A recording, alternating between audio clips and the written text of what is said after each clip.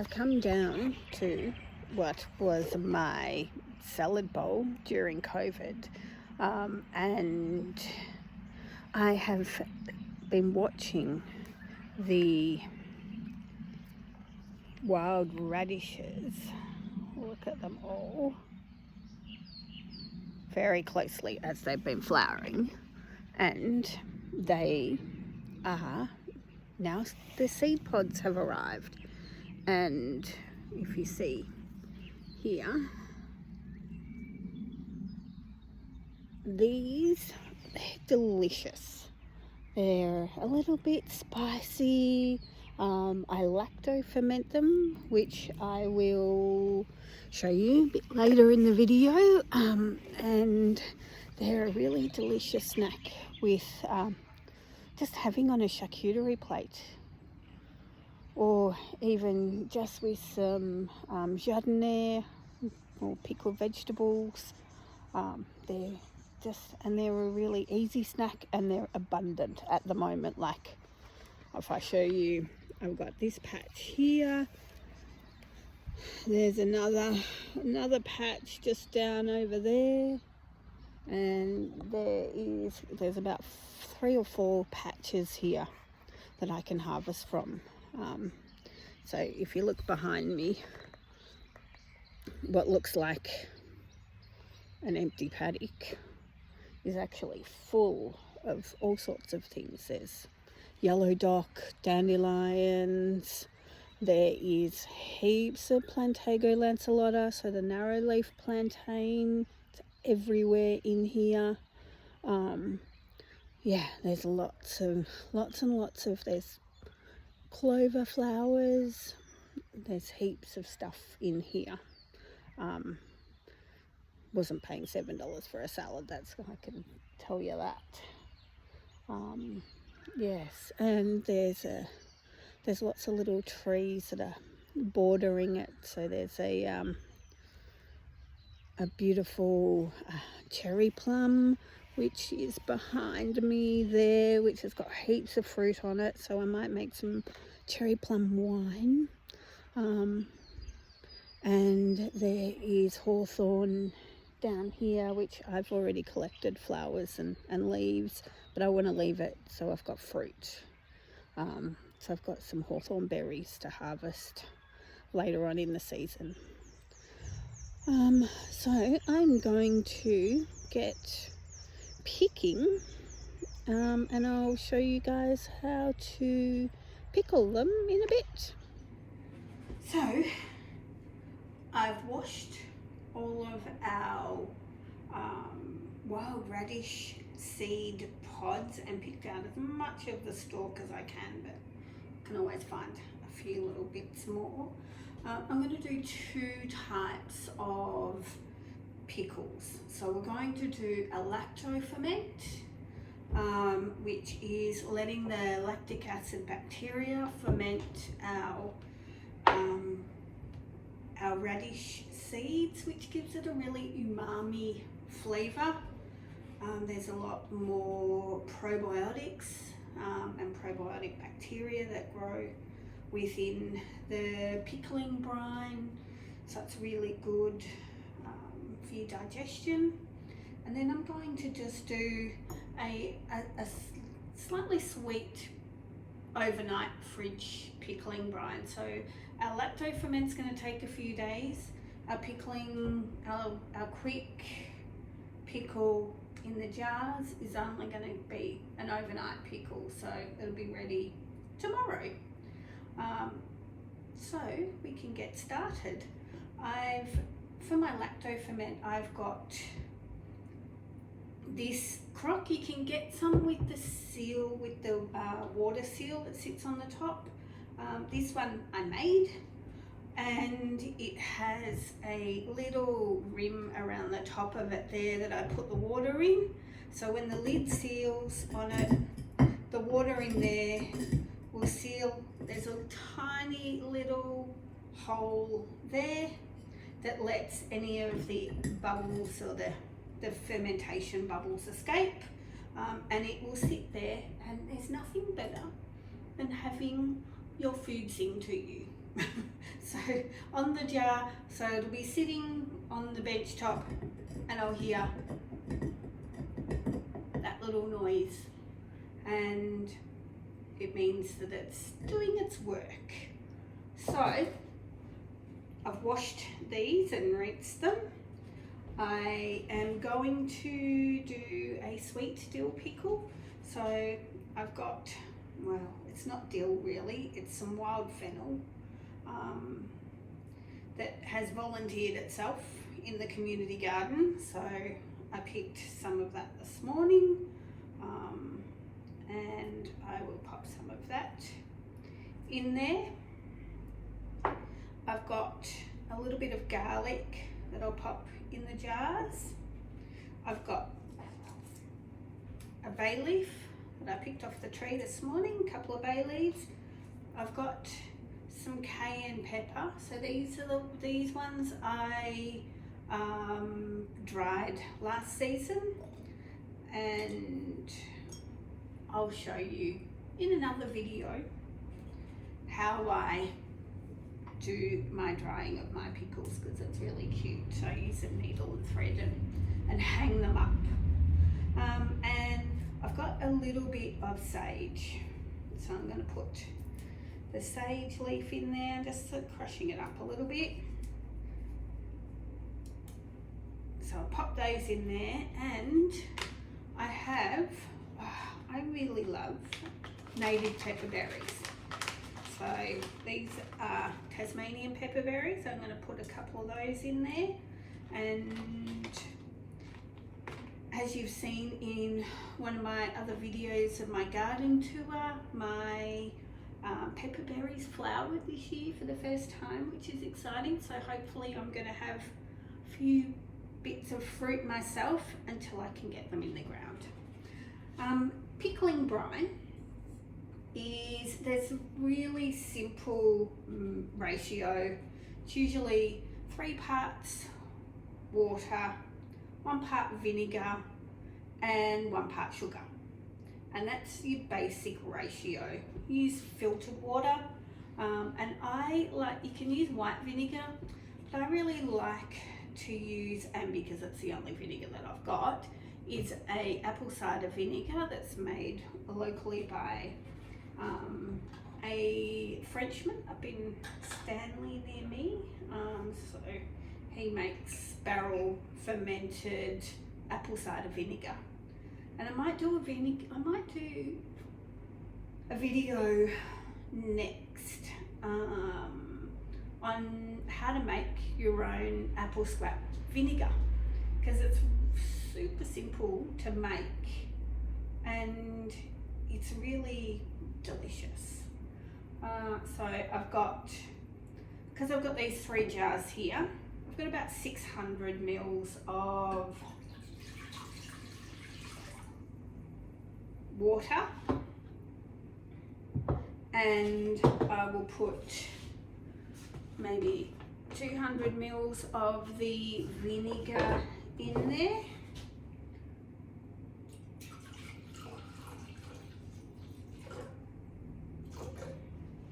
You can use proper measuring cups if you want, but I've only got beakers, which is poignant really. So I'm going to pop that in there, and I've got some sugar here, and I'm going to pop that in there. And I've got some salt as well, so I'm going to put 2 tablespoons of salt. And I've got brine salt that I use. They call it kosher salt, so if you're wondering what kosher salt is, if you see it when you're Googling recipes, all it is salt without added iodine, or without iodine in it. It's like a sea salt. And the reason why we use salt without iodine for pickling is because sometimes that iodine can have a slight bitterness on the finish. There's no evidence, research-based evidence, that it does, or it has an effect on the pickle or anything like that. I'm gonna put 3 in actually. Yeah, so there's no evidence to confirm nor deny that, but if there's one thing I've learned, it's that there's a reason why those old wives were telling tales, and that's because there's some truth to it. So I am now going to I'm just warming this brine up so I can melt or dissolve the sugar and the salt in there. So what I'll do is pop my radish seeds in there. Like if you're gonna do your own garden radish seeds, I find that they're a lot bigger than these. These ones are quite feral, so I might have to just call these feral radish pickles. Yeah. So I'm just topping up the jars, giving it a bit of a shake so I can fit more in there. We just want to make sure that they're submersed within the liquid because they're quite light and they will float. And also, if you're putting vinegar into jars with metal lids, it pays to use a little bit of baking paper over the top so you don't get any corrosion from the vinegar, so the acid on the metal. But these ones here are lined, so they've got a plastic lining in them, so the acid doesn't really react with them. So I've got those there. So my jars are packed, ready for my pickling brine, which is nearly ready. Alright, so sugar's melted, salt's melted.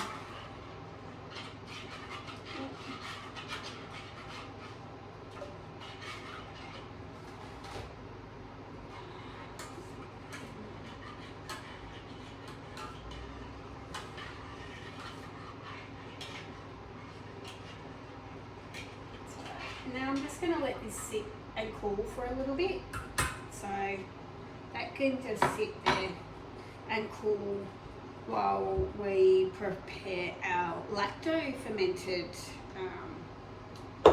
pickles. So I'm not going to put sugar in these ones, so I'm going to,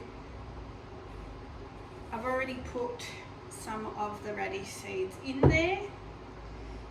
And I'm going to, I've got this Radish tea which has coriander, fennel, turmeric, ginger and cardamom, and I'm going to just put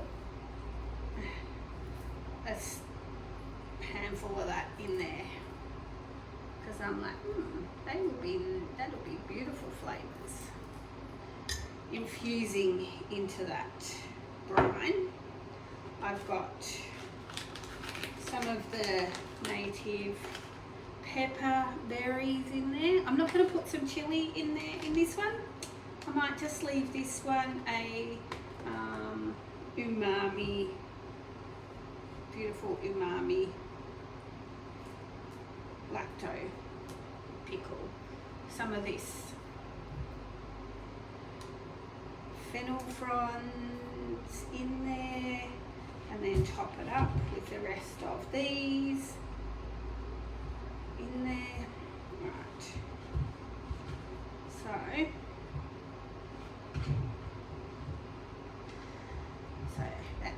in there. Now there's about a litre here of filtered water, and I'm going to add a couple of tablespoons of salt to it, maybe 3. I'm just going to stir this around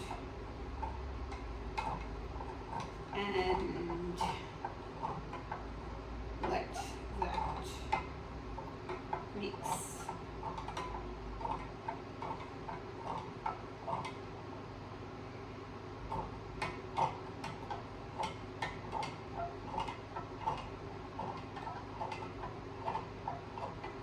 So once my salt is mixed in there, I can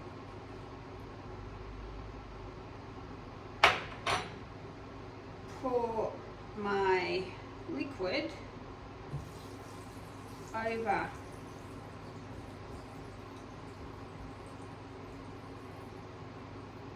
my, didn't quite mix in melt all together, but that's alright. I'll pop that on the top and that will just mix in there. That'll dissolve as it goes. And what I've got is what's a little bit of baking paper, because I can see that they're floating on the top, so I want to weigh them down underneath the liquid, because if they're sitting above the liquid, then the air will get into them, and that's when you start getting spoilage and molds and things like that in there, because we're working with live bacteria and we only want the good bacteria to survive or thrive. We don't want to introduce any of the bacteria that's going to deteriorate our pickles. So in French they call this cartouche, so like a cover. So I'm going to pop that in there. You could use, so when I'm doing sauerkraut and things like that, I use so sauerkrauts, I would use like a cabbage leaf, or you could use a vine leaf. You could maybe use some slices of lemon, and then I've just got these little weights, so fermenting weights that I made myself as well, and I'm just going to pop those on the top so I can see that everything is weighed down in there and covered up. So I can put my lid on, and then I can put some water into the top there, and they can sit and bubble away on the bed top. Now,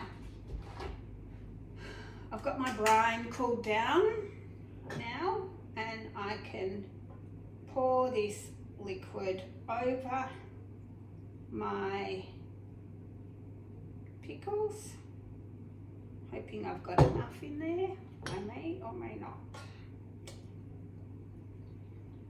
I probably haven't. Oh no, I might have actually. So, got my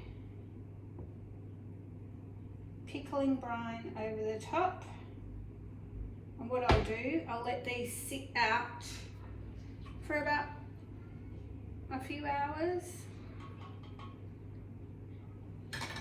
at room temperature, and then I will pop them in the fridge. So, two very simple methods of pickling wild radish seeds.